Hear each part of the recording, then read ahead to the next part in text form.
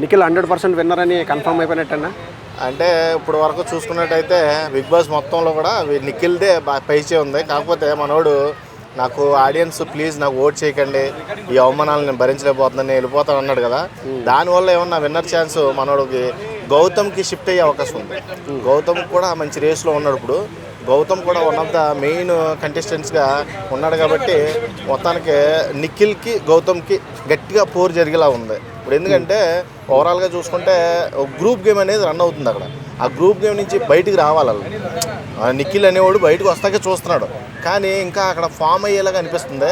రాత్రి గేమ్తో కొంచెం ఒక అర్థంగా అనిపించింది నాకు. ఏంటంటే పృథ్వీను విష్ణుప్రియ ఒక గ్రూప్ కింద ఆడి ఆ ఆటోల నుంచి మొత్తం అందరినీ బయటకు పడేయడం, అందులోకి యష్మి బాగా బాధపడింది, బాగా రక్కేశారు యష్మిని. అయితే ఇద్దరు ఎక్స్పెషల్లీ రక్కేయడం వల్ల రోహిణిను యష్మి కూడా చాలా బాధపడ్డారు. ఆ ప్రకారంగా చూసుకుంటే ఇప్పుడు గ్రూప్ నుంచి ఎవరికైనా ఇండివిజువల్ గేమ్ ఆడడానికి ముందుకు వస్తారని నా ఒపీనియను. ఇలా జరిగితే కనుక నిఖిల్కి ప్లస్ అవుతుంది. నిఖిల్లే తప్ప ఇంకెవరిని ఒప్పుకోవడానికి అసలు జనాలు కూడా ఎవరు ఒప్పుకోవట్లేదు. నిఖిలే విన్నర్ అన్న టైప్లో ఫీల్ అవుతున్నారు. మంచి ఆట ఉంది, మంచి ఆట ఉంది, మంచి మాట తీరు ఉంది. కాకపోతే మీకు ఒక విషయం చెప్పిన, నిన్న ఆటో గేమ్లో కూడా రోహిణి అందే, నువ్వు విష్ణుప్రియ పృథ్వీ మిగిలిన ఆటోలో మీ ఇద్దరు కూడా ఎలా కొట్టుకొని ఆడతారో చూద్దాం అన్నప్పుడు ఎన్నే ఫైర్ అయింది మాట విష్ణుప్రియ. రోహిణి నీ ఆట నువ్వు చూసుకో, నీ క్యారెక్టర్ ఏంటో నాకు తెలుసు అంటే వెంటనే రోహిణి ఒక మాట ఉంది, క్యారెక్టర్ గురించి నువ్వు మాట్లాడుకో, నిఖిల్ పడలేదని వెళ్ళి పృథ్వీని తగులుకున్నావు నువ్వు అని డైరెక్ట్గా అనేసరికి నిజంగా ఆ అమ్మాయికి ఏం మాట్లాడాలో కూడా తెలియలే 10 నిమిషాలు. ఏంట్రా బాబు ఇలా మాట్లాడేసింది అన్నట్టుగా, అసలు నేను కూడా ఉన్నాను ఈ పాత్రలో అన్నట్టుగా నిఖిల్ చూడడం అమాయకంగా, అదంతా కూడా ఒక రకంగా చూస్తుంటే నిఖిల్కి తెలియకుండా హౌస్లో చాలా జరిగింది. పాపం నిఖిల్ అన్నింటికి సమాధానం చెప్పలేకుండా ఉన్నాడు, నలిగిపోతుంది అనమాట. అంటే నిఖిల్ని అందరూ ఇష్టపడ్డారు, యష్మి ఇష్టపడింది, అలాగే విష్ణుప్రియ కూడా ఇష్టపడి ఉంటుంది. కాబట్టి వీళ్ళందరూ అనుకుంటారు అనమాట నిఖిల్ మైండ్ ఫీలింగ్ ఎలా ఉందంటే ఏంట్రా నాకే పట్టుకుంది ఈ దరిద్రం అన్నట్టుగా చాలా ఫీల్ అవుతుంది. కాబట్టి ఈ రకంగా చూస్తే నిఖిల్ ప్లస్ అవుతుంది. ఎందుకంటే నిఖిల్ ఇండివిజువల్గా ఎవరిని కూడా ఫ్లడ్ చేయలేదు, ఎవరన్నా మీరు కావాలి నాకు అని చెప్పలేదు.